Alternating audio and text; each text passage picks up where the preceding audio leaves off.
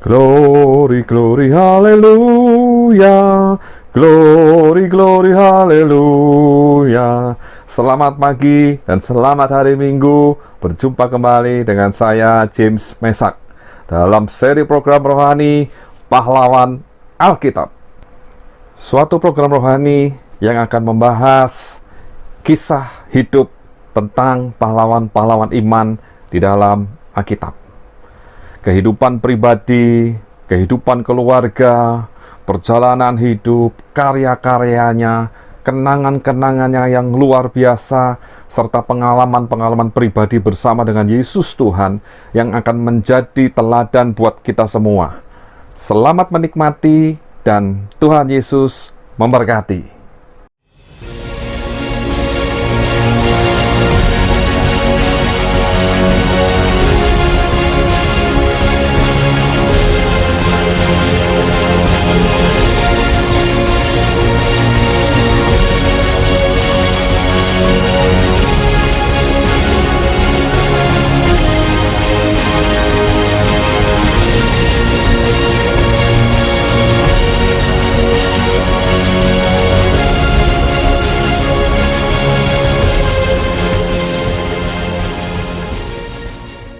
Shalom, selamat pagi Bapak Ibu saudara dikasih Tuhan.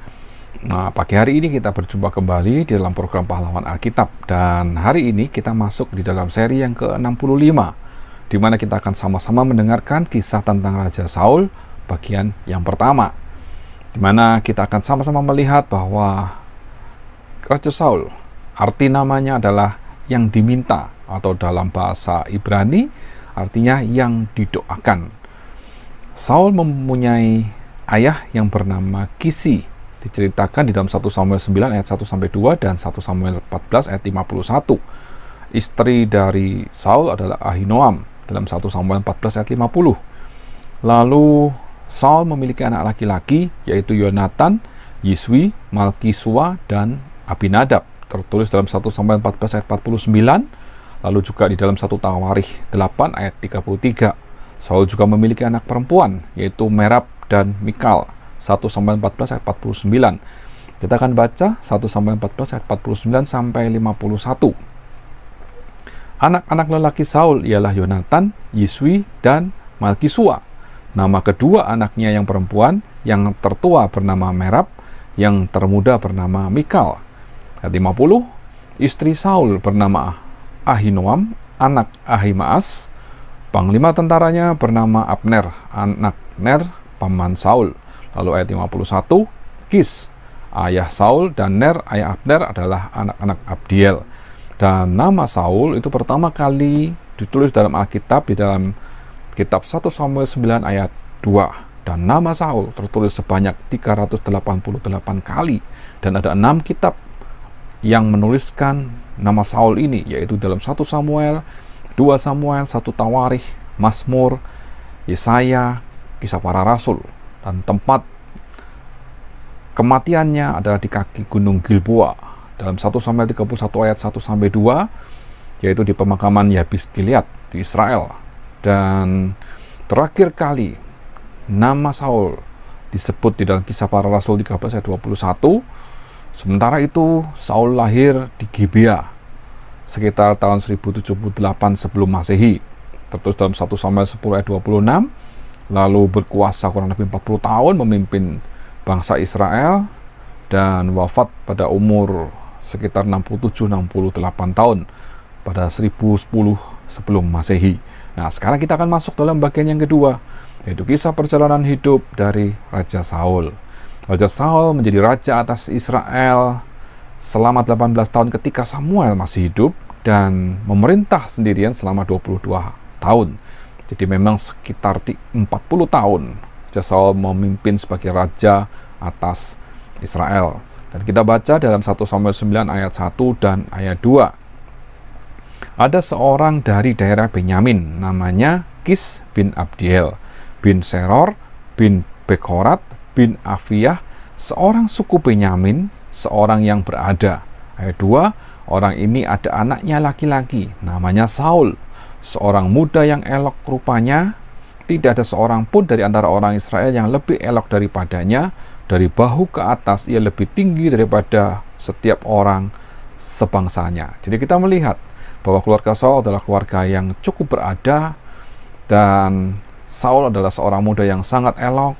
Di antara seluruh bangsa Israel tidak ada yang lebih elok daripada Saul, dan dari bahu ke atas ia lebih tinggi daripada setiap orang sebangsanya. Jadi Saul jelas memiliki keunggulan dibandingkan dengan rakyat bangsa Israel lainnya. Nah, pada saat bangsa Israel di bawah tekanan bangsa Filistin, maka orang Israel mulai berpikir bahwa mereka menginginkan seorang pemimpin perang yang akan membebaskan mereka dari bangsa Filistin dan menjadi raja. Sehingga bangsa Israel meminta kepada Nabi Samuel, mereka menuntut seorang raja. Ini dikisahkan dalam 1 Samuel pasal ke-8. Kita baca dalam 1 Samuel 8 ayat 19. Tapi bangsa itu menolak mendengarkan perkataan Samuel, dan mereka berkata, tidak, harus ada raja atas kami. Lalu di dalam 1 Samuel 10 ayat 19, tetapi sekarang kamu menolak Allahmu yang menyelamatkan kamu dari segala malapetaka dan kesusahanmu dengan berkata, tidak, angkatlah seorang raja atas kami. Maka sebab itu berdirilah kamu di hadapan Tuhan menurut sukumu dan menurut kaummu. Karena bangsa Israel terus-menerus meminta seorang raja kepada Nabi Samuel, akhirnya Tuhan melakukan rencananya supaya bangsa Israel memiliki seorang raja. Kita akan melihat bagaimana Samuel mengurapi Saul menjadi raja yang pertama atas Israel. Dan dikisahkan dalam 1 Samuel 9 ayat 1 sampai 10 sampai pasal 10 ya, dikisahkan bagaimana Saul dipilih menjadi raja atas Israel. Ada dua hal. Yang pertama, mengisahkan bahwa Saul dipilih atas petunjuk Tuhan kepada Samuel. 1 Samuel 9 ayat 16 dan 17. Besok kira-kira waktu ini, aku akan menyuruh kepadamu seorang laki-laki dari tanah Benyamin. Engkau akan mengurapi dia menjadi raja atas umatku Israel, dan ia akan menyelamatkan umatku dari tangan orang Filistin, sebab aku telah memperhatikan sengsara umatku itu, karena teriakannya telah sampai kepadaku. Ayat 17. Ketika Samuel melihat Saul, maka berfirmanlah Tuhan kepadanya, inilah orang yang kusebutkan kepadamu itu. Orang ini akan memegang tampuk pemerintahan atas umatku. Dan yang bagian kedua, bagaimana Saul dipilih menjadi raja melalui undian. Dan ini tertulis dalam 1 Samuel 10 ayat 17 sampai 27. Sehingga Saul pun diurapi oleh Samuel untuk menjadi raja atas bangsa Israel. Nah, kita baca di dalam 1 Samuel 10 ayat 24. Dan Samuel berkata kepada seluruh bangsa itu, kamu lihatkah orang yang dipilih Tuhan itu? Sebab tidak ada seorang pun yang sama seperti dia di antara seluruh bangsa itu. Lalu bersoraklah seluruh bangsa itu, demikian hidup raja.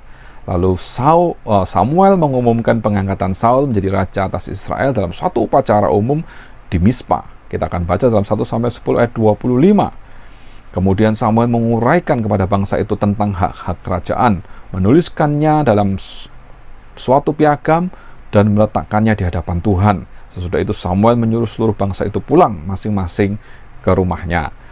Dan yang berikutnya kita akan melihat bagaimana kepahlawanan dari Saul untuk mengalahkan orang-orang Amon. Kisah ini terdapat dalam 1 Samuel 11 ayat 1 sampai 15.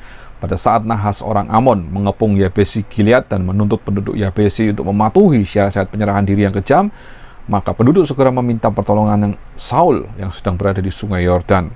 Dalam 1 Samuel 11 ayat 6, ketika Saul mendengar kabar itu, maka berkuasalah roh Allah atas dia, dan menyala-nyalalah amarahnya dengan sangat. Dengan pertolongan dan hikmat Tuhan, maka Saul memimpin dan mengatur peperangan, mengumpulkan bangsa Israel, dan akhirnya Saul memperoleh kemenangan atas orang-orang Amon. Dalam 1 Samuel 11 ayat 11, keesokan harinya Saul membagi rakyat itu menjadi 3 pasukan.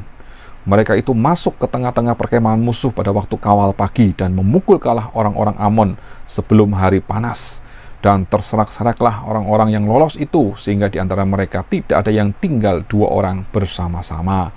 Dan karena masih ada beberapa orang dari bangsa Israel yang belum menyepakati bahwa Saul menjadi raja atas orang Israel, maka Samuel mengajak ke Gilgal dan memperbaharui jabatan raja di sana. Kita akan baca ini di dalam 1 Samuel 11 ayat 14 dan 15.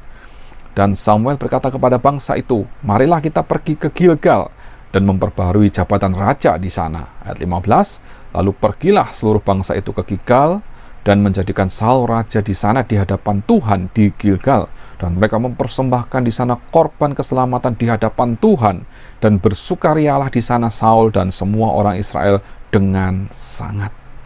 Itulah kemenangan dan pengangkatan kembali dari Saul yang akhirnya diakui sebagai raja atas bangsa Israel. Di dalam perjalanan hidup Saul berikutnya, kita melihat bagaimana Saul ditegur karena mempersembahkan korban bakaran. Di dalam 1 Samuel 13 ayat 1 sampai 15.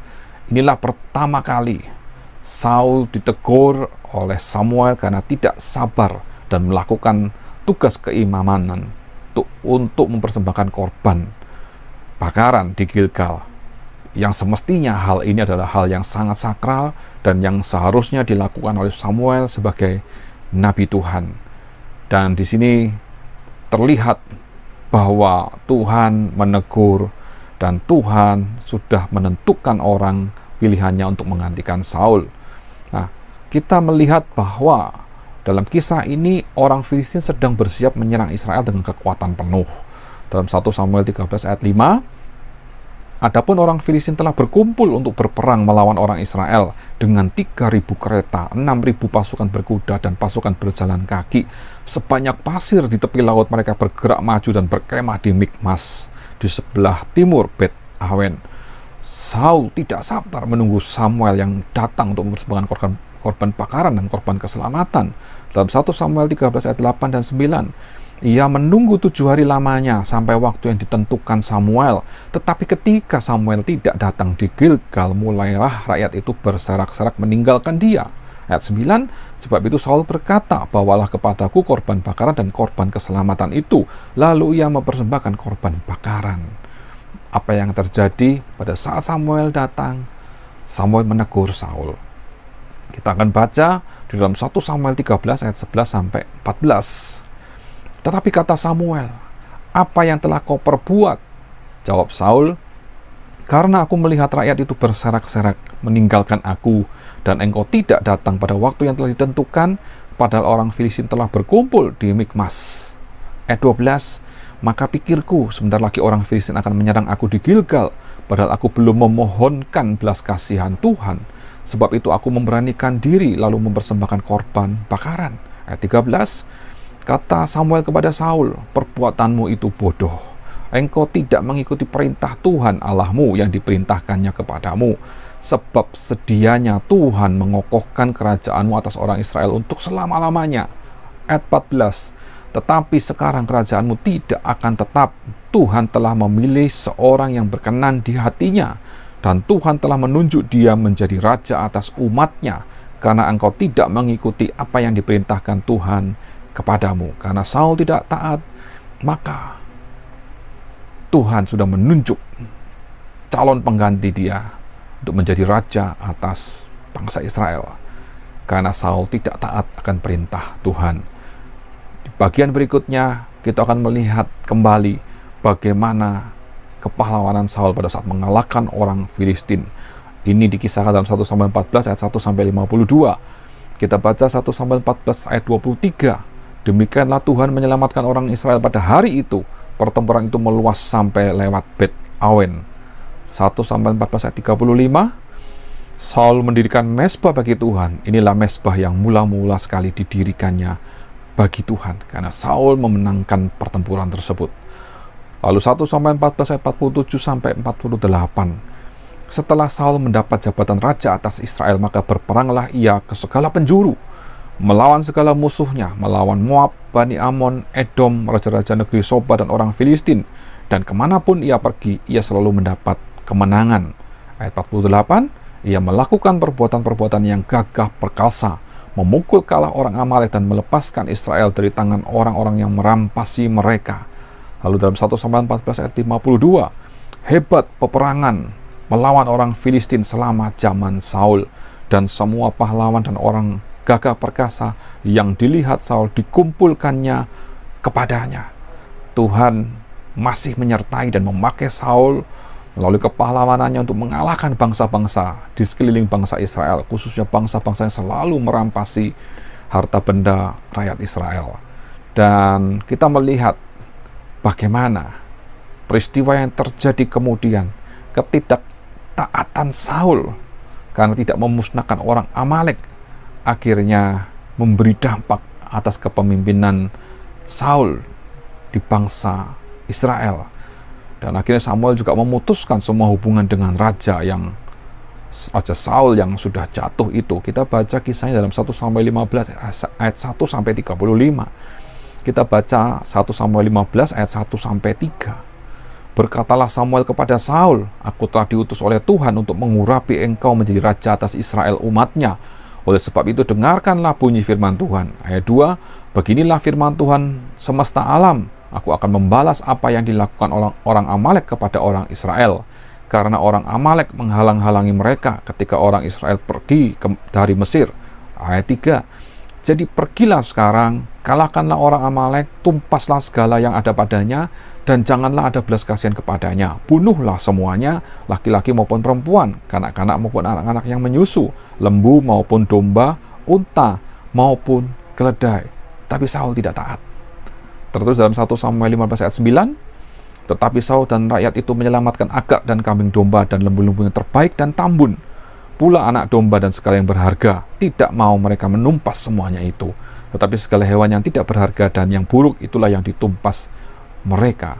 Sekalipun Saul beralasan untuk memberikan yang terbaik sebagai persembahan bagi Tuhan, tetapi Saul telah melanggar perintah Tuhan. Dan kita baca kisah ini dalam 1 Samuel 15 ayat 16 sampai 23. Ayat 16, lalu berkatalah Samuel kepada Saul, sudahlah, aku akan memberitahukan kepadamu apa yang difirmankan Tuhan kepadaku tadi malam. Kata Saul kepadanya, katakanlah.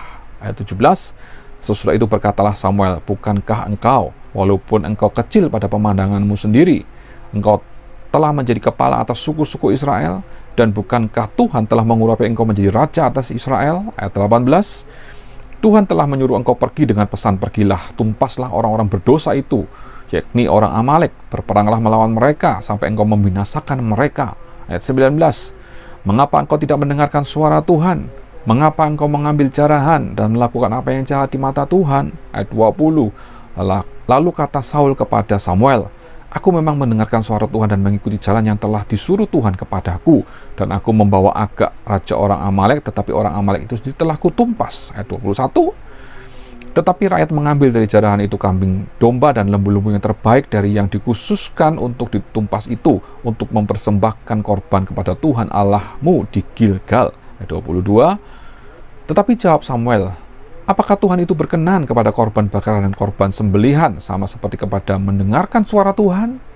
Sesungguhnya mendengarkan lebih baik daripada korban sembelihan, memperhatikan lebih baik daripada lemak domba-domba jantan. Ayat 23, sebab pendurhakaan adalah sama seperti dosa bertenung, dan kedegilan adalah sama seperti menyembah berhala dan terafim. Karena engkau telah menolak firman Tuhan, maka ia menolak engkau sebagai raja. Sekalipun Saul mengakui dosanya dan meminta ampun di hadapan Tuhan, tetapi karena pelanggarannya dan hatinya tidak tulus, maka Tuhan tidak menerima semuanya itu. 1 Samuel 15 ayat 26, tetapi jawab Samuel kepada Saul, aku tidak akan kembali bersama-sama dengan engkau, sebab engkau telah menolak firman Tuhan. Sebab itu Tuhan telah menolak engkau sebagai raja atas Israel. Dan di dalam 1 Samuel 15 ayat 35, sampai hari matinya Samuel tidak melihat Saul lagi, tetapi Samuel berduka cita karena Saul, dan Tuhan menyesal karena ia menjadikan Saul raja atas Israel. Sampai di sini bagian pertama dari kisah Raja Saul. Minggu depan kita akan sama-sama menyaksikan perjalanan kisah hidup Raja Saul. Apa yang menjadi keteladanannya buat kita semua? Mari saksikan minggu depan. Hari ini Tuhan akan memberkati kita dengan kisah ini. Selamat pagi, Tuhan Yesus memberkati kita semua. Amin.